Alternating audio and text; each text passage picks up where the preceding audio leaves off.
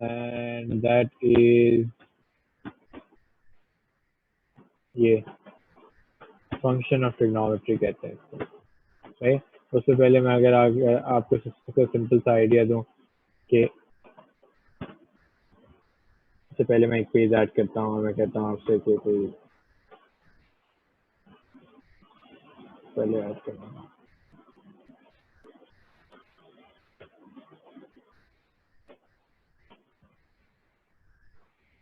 अच्छा, अगर कल तक की क्लास की बात करें तो अगर मैं ऐसा सवाल देता था तो उसको हम कहते हैं ये फंक्शन ऑफ ट्रिग्नोमेट्री आ गया, कि वो कहता है कि अगर आपके पास कभी साइन प्लस कॉस वाली सिचुएशन है तो वो कंप्रेस होके साइन बन सकती है, और अगर कॉस प्लस साइन वाली सिचुएशन है तो वो कंप्रेस होके कॉस बन सकती है। सही है। तो इस तरह यहाँ पे अगर साइन प्लस कॉस है तो मैं इसको कन्वर्ट होके ये समथिंग हो सकती है R sine theta plus alpha बन सकती है। सही है। तो एक कंसिस्टेंट ट्रिग्नोमेट्रिक रेशियो आ जाता है आपके पास। सही है। अब फॉर्मूला देख लें, फिर हम आगे बात करते हैं। Okay, tan inverse of B over A, यहाँ पे आपने याद रखना है कि ये विदाउट साइंस होते हैं, right, because you want to keep it a cube, and R जो होता है वो root of A square plus B square होता है। सही। So I have 2 sin theta plus cos theta. उसने आपसे कहा कि express r sin theta in the form giving the correct value of r and the value of alpha correct to 2 decimal places। तो r का formula क्या होता है? r का फॉर्मूला होता है root of A square plus B square. इसमें a क्या है? 2, और 1 रूट ऑफ 5। सही है। यहाँ तक बात सबको समझ आई? एग्जैक्ट वैल्यू चाहिए थी, अल्फा चाहिए। अल्फा क्या होता है? tan inverse of B over A. सही। अब b क्या होगा इस केस में? b is the coefficient of the second one, 1 over 2। Can someone do this on a calculator?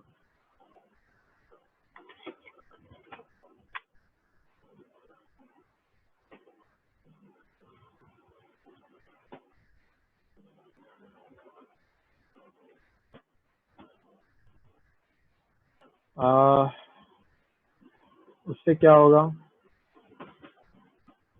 Zoeb? Sir उससे एक ही फॉर्म में नहीं आ रहेंगे, मतलब एक ही रेशो नहीं आ जाएगा। अच्छा, इसमें दो बातें हैं ना। एक तो पहली बात, अगर तुम ये करोगे, तुम कह रहे हो, अच्छा देव मुझे कह रहा है सिर्फ एवरीवन करके लिखा करो ताकि सबको सवाल नजर आए। साइन एक्स जो होता है वो कॉस 90 माइनस एक्स के बराबर होता है, बचपन में आपने आइडेंटिटी पढ़ी थी।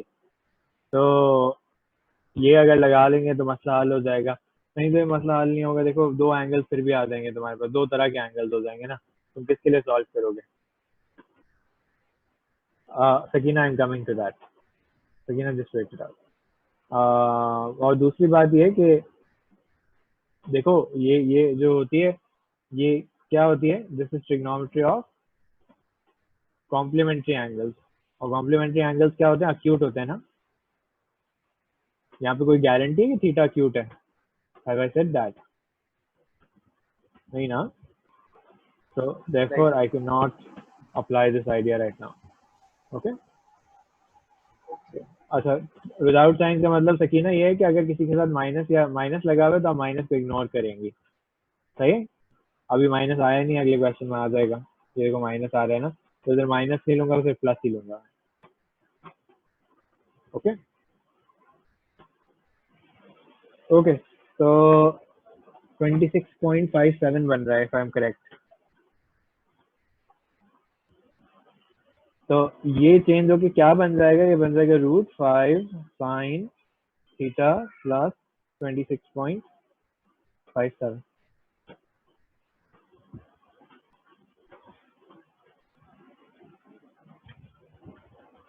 सही है। Does everybody understand this? पहला पार्ट सिर्फ इस तरह एक्सप्रेस करना होता है, ये मुफ्त मार्क्स होते हैं।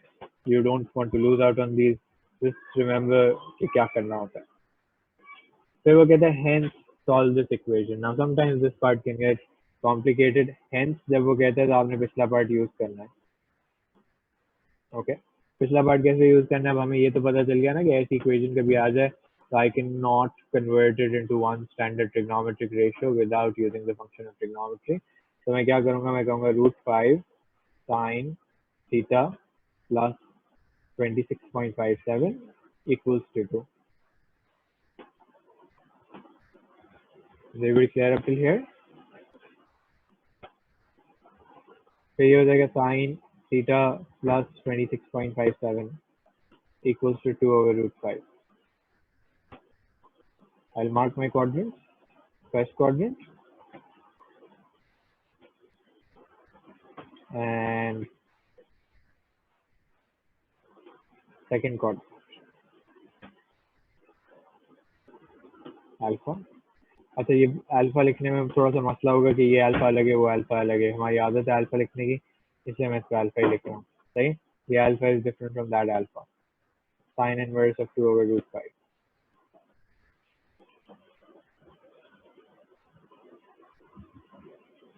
Sin inverse of 2 divided by √5.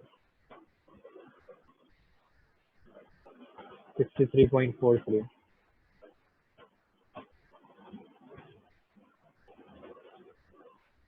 Okay, तो मैं कहूँगा क्वाड्रेंट 1 का answer is theta plus 26.57 equals to 63.43 और क्वाड्रेंट नंबर 2 का answer theta plus 26.57 equals to 180 minus 63.4.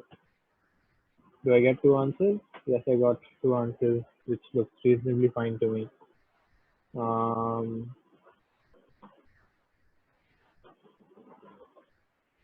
कभी कभार इसमें प्रॉब्लम भी होगा, अभी मैं आगे क्वेश्चंस आपको बहुत सारे कराऊंगा and will see the problem.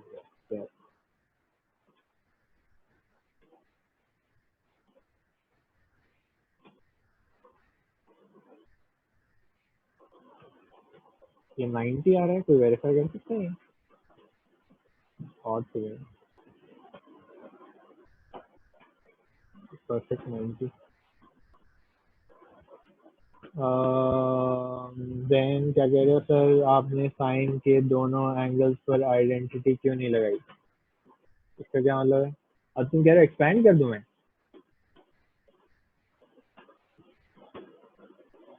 Compound angle वाली तो बेटा वो तुम करोगे तो फिर यही बन जाएगा ना, करके देख लो। तुम ये कह रहे हो ना sine theta cos 26.57 plus cos theta sin 26.57, ये कह रहे हो तुम? तो ये तो तुम फिर सर्कल्स में जाते रहोगे। We'll keep going back and forth on this. The idea is कि भाई देखो, if I want to solve an equation, I want one consistent trigonometric ratio, right? And essentially ये जो तुमने भी बात की है ना, ये जो R और alpha सिखाया मैंने, that's essentially that compound angle identity worked backwards. Okay, then does that make sense? Okay, so the idea was कि अगर मैंने equation solve करनी है तो एक trigonometric ratio चाहिए मुझे। Okay, चलो, good question in fact. Is everybody clear on this? Do you want to write it down? Please write this thing down. I don't know if this is part of the formula sheet, but let's go and check. Let me check. No, this is not part of the formula sheet, but it's usually given like that. तो R का formula आपको याद रखना पड़ेगा, और जो है यार ये तो नो का हो जाता है। R का formula याद करना पड़ेगा और अल्फा का भी formula याद करना पड़ेगा।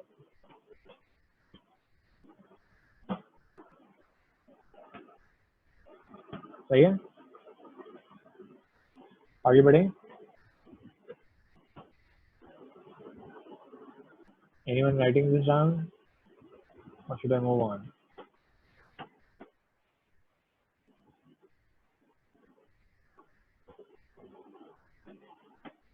चलो आगे बढ़ें। अभी कहते हैं express this in the form R। अब आपको ये नजर आ रहा है कि पहले कॉस लिखा हुआ है तो यहाँ पे भी कॉस आ रहा है, लेकिन देखो साइन माइनस है, यहाँ पे प्लस है। अब वो खुद ही बता देगा जनरली कि आपने किस फॉर्म में एक्सप्रेस करना है। अगर नहीं कहा हुआ तो कभी कभार आपको खुद भी करना पड़ेगा। एक आध क्लास पेपर में क्वेश्चन है ऐसा जिसमें हमें खुद करना होता है। सही है। ओके, आर निकालता हूँ पहले मैं।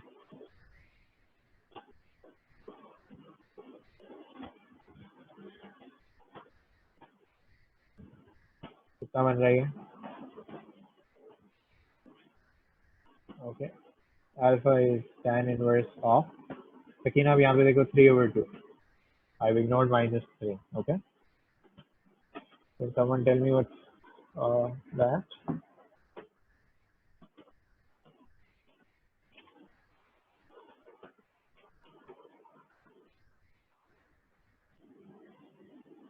Tan inverse of 56.31. ओके,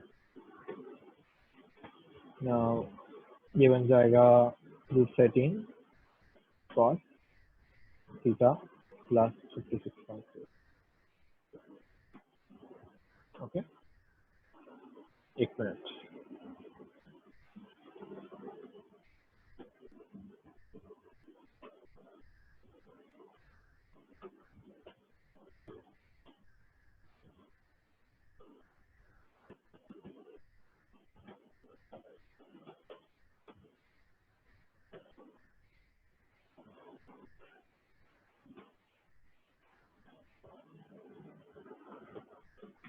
अच्छा,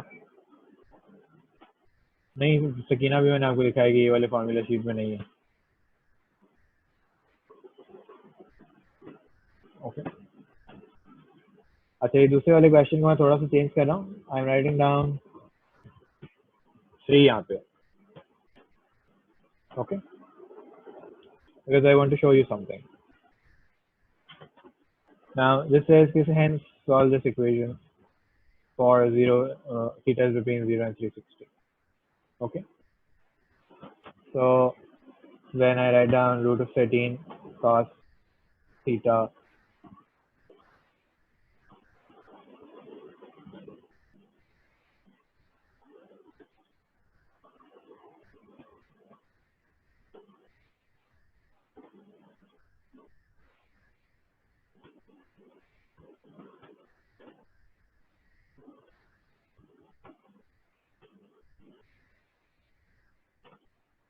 Okay, can someone tell me this? To do the decimal places, please.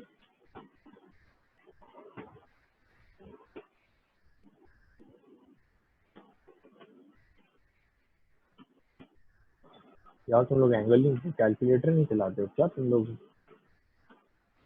33.7. 33.7, thank you. आगे क्या? 33.7,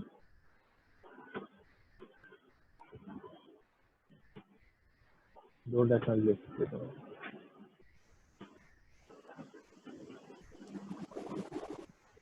अच्छा, 33.69 था, आपने राउंड ऑफ कर दिया। सही सही ना, 33.69 है इसका। चलें जी, I want to show you something here. Quadrant 1 निकालता हूँ। Theta plus 56.31 equals to 33.69, and quadrant number 4, theta plus 56.31 equals to 360 minus 33.69.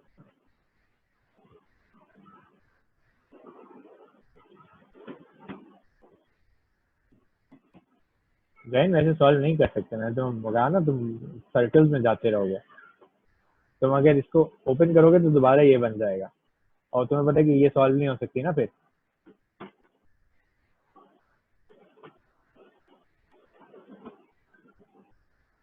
भाई जैन पूछे इससे कंपाउंड एंगल क्यों नहीं लग सकते, तो मैं जैन को ये कह रहा हूँ कि अगर लगाओगे तो दोबारा पुरानी वाली सिचुएशन आ जाएगी, 2 cos theta minus 3 sin theta. अब उसको कन्वर्ट tan में नहीं कर सकते, और जब तक कोई एक कंसिस्टेंट ट्रिग्नोमेट्रिक रेशियो ना हो, या तो साइन ना हो या कॉस ना हो, तो आप जो है वो बेटा कंपाउंड एंगल तो तब लगाते हैं जब दिया हुआ ऐसे होता है ना, कि कंपाउंड एंगल वाले। अगर मैं तुम्हें दोबारा जाके क्वेश्चन दिखाऊं, पहले देख लो, चलो वो कंफ्यूजन हो रही है तो ये देख लो कंपाउंड एंगल वाले क्वेश्चन कैसे थे।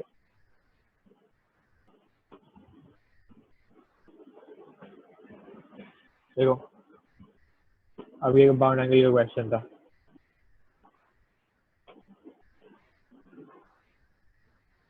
Is my voice lagging a lot for everybody? Yes.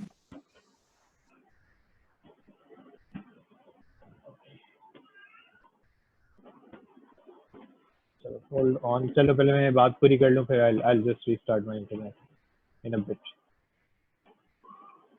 देखो जहन कंपाउंड एंगल वाला क्वेश्चन ऐसा था. अब इसको भी अभी मैं सॉल्व नहीं कर सकता. क्यों? क्योंकि मुझे एक कंसिस्टेंट ट्रिग्नोमेट्रिक रेशियो चाहिए ना. तो I need to open up this to generate sin x या cos x जो भी साइड पे जनरेट हो रहा था. Do you understand that then? On the other hand, I have a sin and cos here. हाँ सही है. I have a sin and cos यहाँ पे.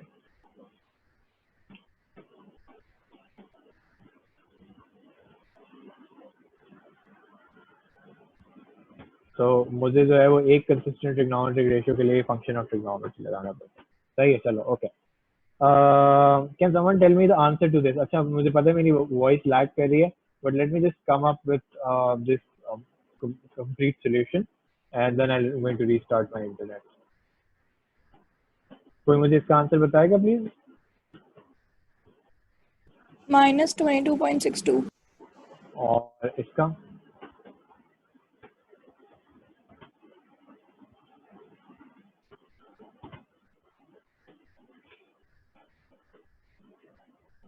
Okay, Mustafa says my voice is fine now.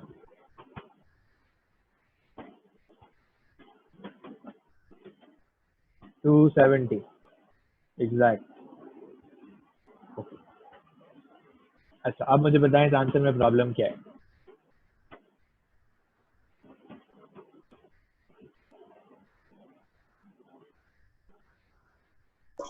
Sir range में नहीं है -22 वाली. Absolutely absolutely. ये जो है देखें ये हमारी रेंज थी 0 से 360 के बीच में आना चाहिए लेकिन हमारा तो नेगेटिव चला गया है. सही है. तो हमारा तो सिर्फ एक ही आंसर आ रहा है. तो ये वाला आंसर आ रहा है लेकिन हमें फ्रॉम एक्सपीरियंस पता है कि एक आंसर नहीं होना चाहिए, दो आंसर होने चाहिए ना. सही है.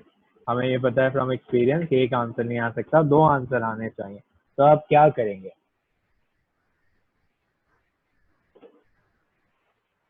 क्या करेंगे? I know you guys must have done it in different ways since you come from different classes, but let's talk about it कि जब ऐसी situation and this is an important situation you're going to come across this a lot in the past papers as well. बताएं क्या करना चाहिए? What do I do? I know that there's just one answer that I have right now. I need another answer.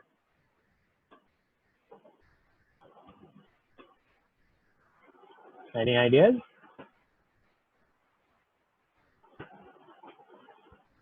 किसी के पास कोई idea नहीं है.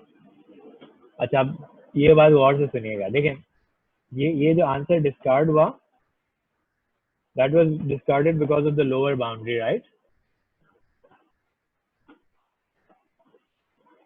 Okay.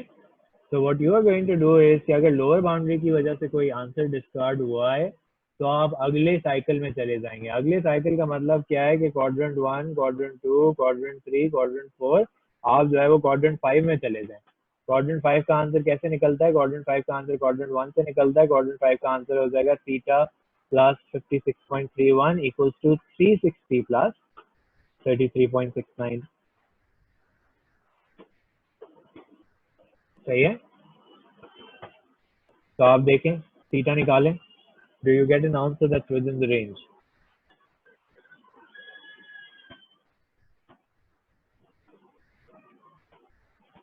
मेरे पास आ रहे 337.4.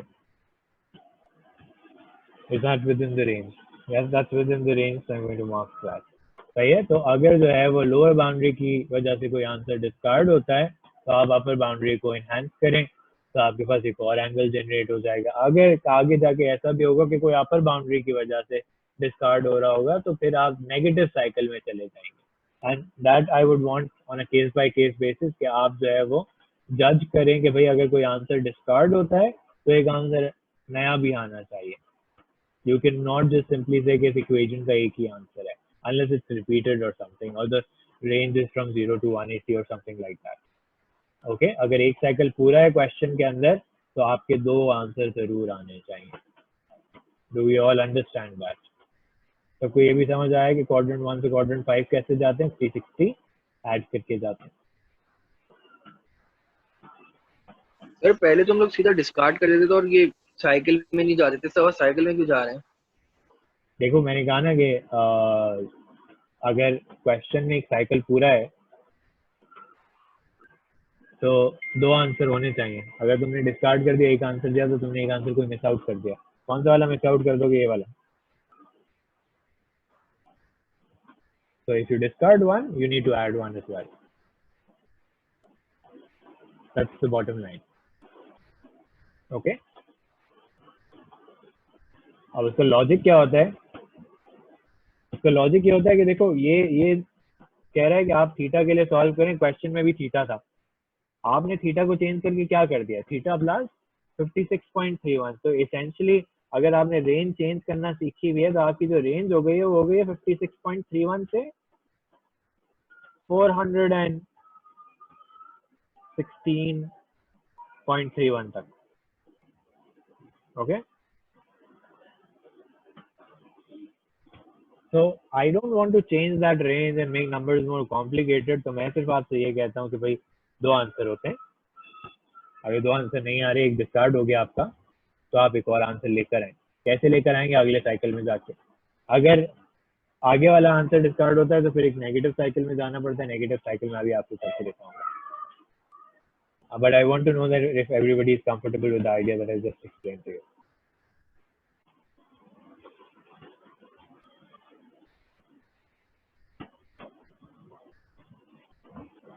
Okay,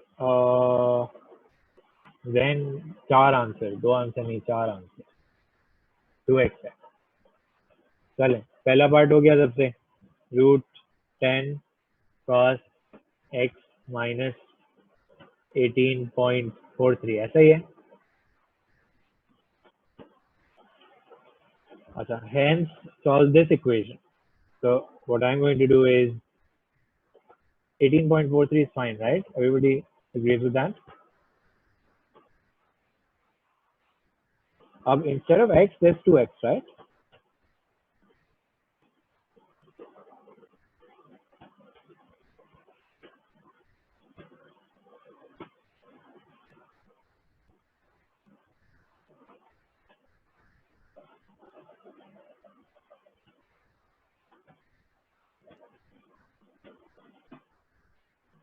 Can somebody tell me this alpha?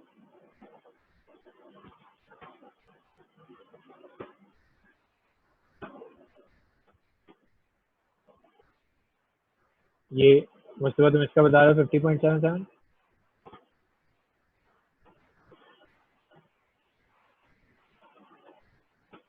Okay, so since this is 2x, so I know कि मुझे जो है वो साइकिल 2 चलाने पड़ेंगे। 2, 3, 4, 5, 6, 7 और 8। ओके, तो पहले मैं क्वाड्रेंट 1 निकाल लेता हूँ। क्वाड्रेंट 1 आ जाएगा 2x माइनस 18.43 इक्वल्स टू 50.77। फिर क्वाड्रेंट 4 आ जाएगा 2x minus 18.43 equals to 360 minus 50.77। ये कोई मुझे बता देगा इसकी वैल्यू क्या आती है? 360 माइनस 50.77 क्या होता है?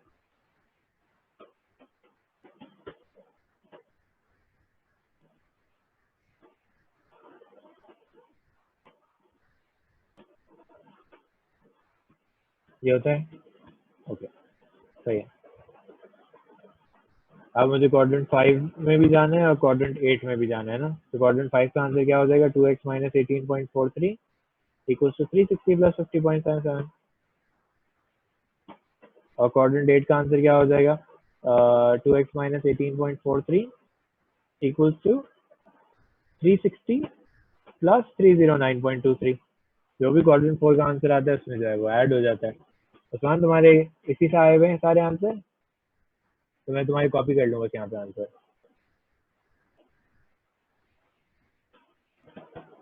उस्मान कह रही है 34.6 आ रहा है, ये 124.6 आ रहा है। नहीं, ये कुछ गलत है।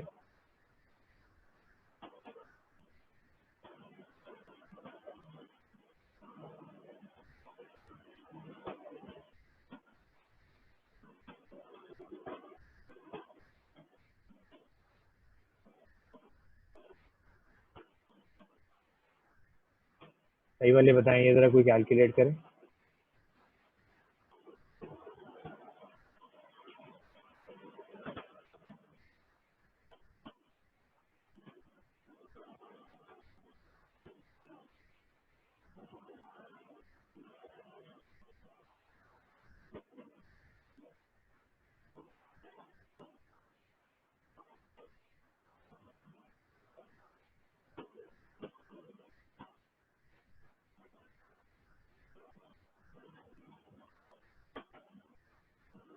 वो उमर तुमने शायद वो डेसिमल मिस कर दिया, मैं बाद में लगाया था।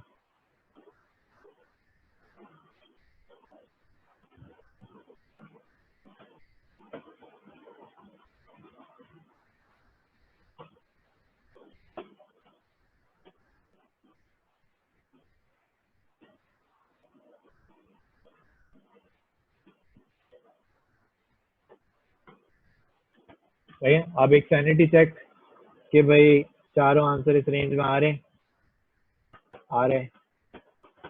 ये भी आ रहा है, ये भी आ रहा है और ये भी आ रहा है।